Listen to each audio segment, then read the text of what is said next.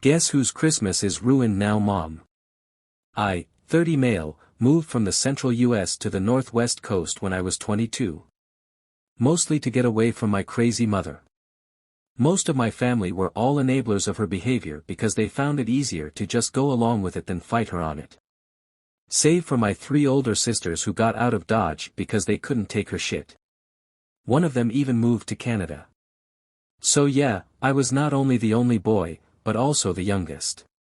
Which made me a perpetual baby in my mother's eyes. So my mother often tried to infantilize me growing up.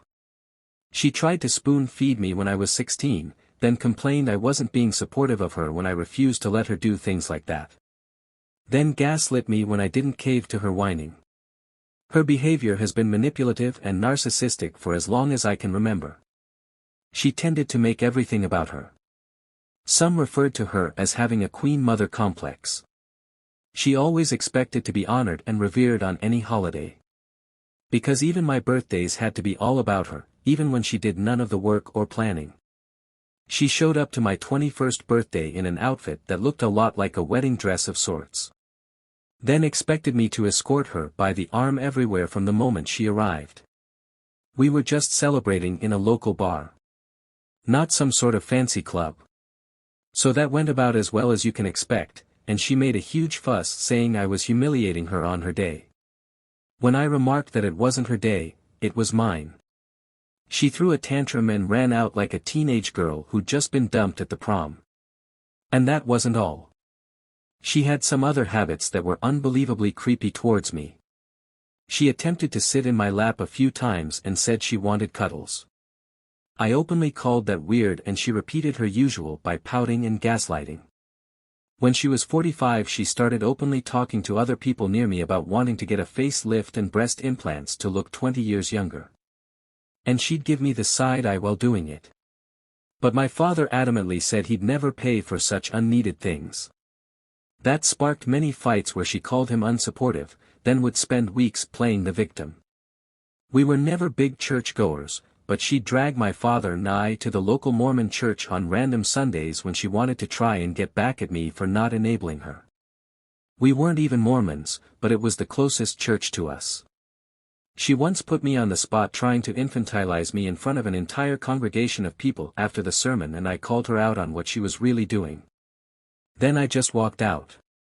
That was the last straw and I moved out to rent a small room at a friend's parents' house for $200 a month.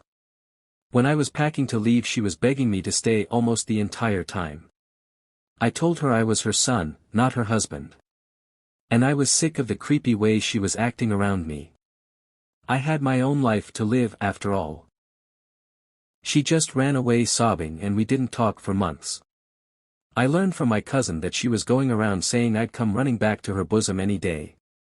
But when I didn't she lost her shit. My mother even years after I became an adult openly talked to me like a small child in front of other people and expected me to play along with it. And when I didn't she'd first give me an expression like she was pleading with me. But I just stayed stone-faced.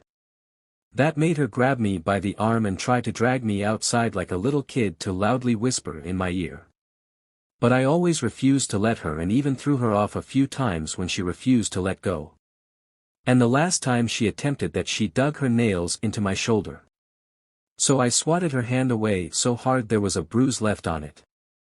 That made her switch to mostly emotional manipulation. We both went to my uncle's birthday party, and while there she was openly following me around and loudly talking to my aunt about the way I used to breastfeed as a child any time she was close to me. And even said she lamented she couldn't still make me do that, then gave me that pleading look again. I wanted to throw up. My aunt was visibly disgusted as I told her about a lot of the previous things, but I guess she never really believed it was as bad as I said until that day. When I refused to cater to my mother at the party she eventually broke down and loudly stated she was the matriarch, and that what she says goes. Then tried to order me to come to her like a little boy. To which I reminded her that I didn't live with her anymore, nor did I have to do as she said because I wasn't a child. And then several other family members backed me up for the first time ever. Which actually shocked me. That made my mother screech at us all and then leave, only to call me multiple times later to try and gaslight me over the phone. I let it all go to voicemail. Before making the choice to leave my home city, I had a girlfriend there I really liked. We'd been dating a few months and she wanted to meet my family. I was skeptical and warned her about my mother. But she must have thought I was joking. Boy, was she surprised. My mother was especially passive-aggressive towards her when they met. Because she was taking her baby away, as we both heard her say to a relative over the phone in the kitchen when she thought no one else was listening. And then later, while cutting a cake she baked, my mother gave my at-the-time girlfriend an eerie stare while holding a large kitchen knife.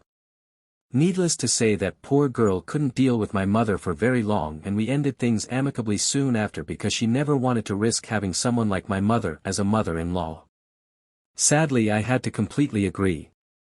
So when I told my mother I was moving over 1,000 miles away, she went ballistic. And tried to latch on to me and say that she wouldn't allow it. But I threw her off and said she didn't have the power to stop me. I'd saved as much as I could for years and bought a truck and camper trailer, and spent another 2 years living out of said camper while working a simple job in Northern Cali. During this time I didn't bother to keep in contact with any family at all. Eventually I met someone new, and she and I are still together to this day. Though neither of us are really interested in marriage or children. When I finally broke the NC with my parents in 2016, I laid down some ground rules. They were to treat me with the respect of an adult. They would not pester my girlfriend. And they would not speak to me like a child or bring up anything from my childhood. Well, no surprise, my mother couldn't do any of those when we actually came to visit for Thanksgiving.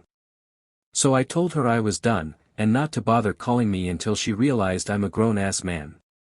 She tried to block the door and started quoting the Bible about how parents should be respected by their children. I told her she didn't respect me, so I wouldn't respect her. In December of that year I got multiple calls, emails and texts from her begging me to come to Christmas and not to bring my girlfriend.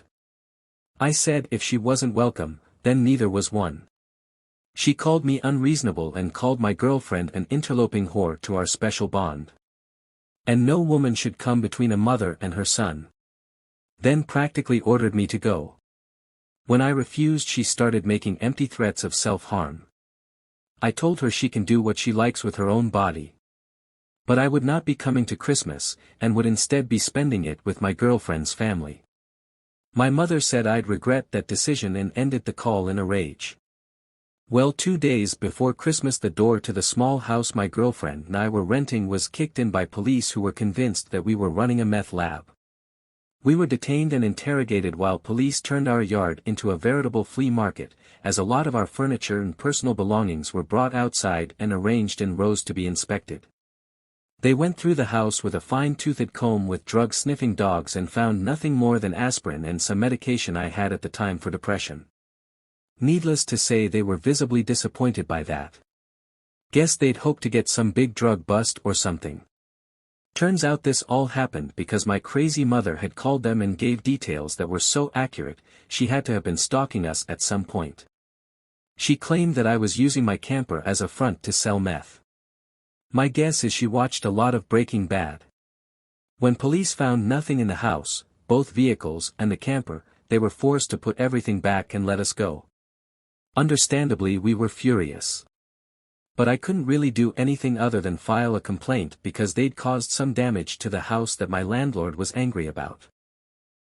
As a major stroke of karma, my mother was arrested during her own Christmas Day party in front of most of the family. The investigation later showed that she'd taken a flight to my state. And then spent a few days following us around taking pictures of me, my girlfriend, and our home. She'd broken in and photographed everything she could, right down to the underwear in my dresser. That was especially creepy. And police found she'd documented where I worked and what times my girlfriend and I were usually home at our jobs. We're not really sure what her overall goal was. But it likely involved more than just trying to give me a scare with cops. I filed for a restraining order and my mother spent 2 years in jail for filing a false police report and stalking. While my mother was in lockup, I reconnected with my family, and they all admitted they'd known for years the way she was around me. And they were sorry about not doing anything to help. Especially my father. He cried while giving me a huge apology over the phone. He filed for divorce after my mother was released from jail.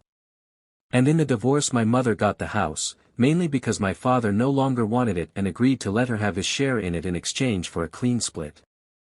The court ruled he didn't have to pay any alimony anyway because they were already both retired. So he chose to move closer to me and now lives in the same state out of an Airstream trailer he'd already owned since the 90s along the West Coast. He said he spends his evenings sipping tea and watching the waves. And he couldn't be happier. My mother didn't take the divorce well and tried to draw it out.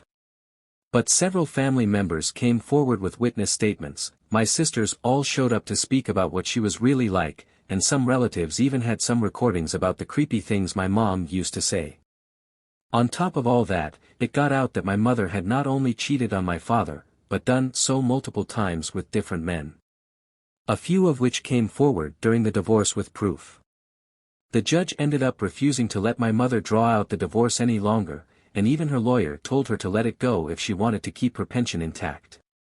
And when it was all over, my mother has basically been left alone in the old family home and hardly anyone wants anything to do with her anymore. She's reached out to me on several occasions. But I just told her this was the result of her own deeds, and now she'd have to live with it. She tried to say she was getting therapy. But I told her that she should have done that a long time ago, and I really didn't care anymore because she can't undo the things she'd already done. She just cried and hung up the phone. I haven't spoken to her since.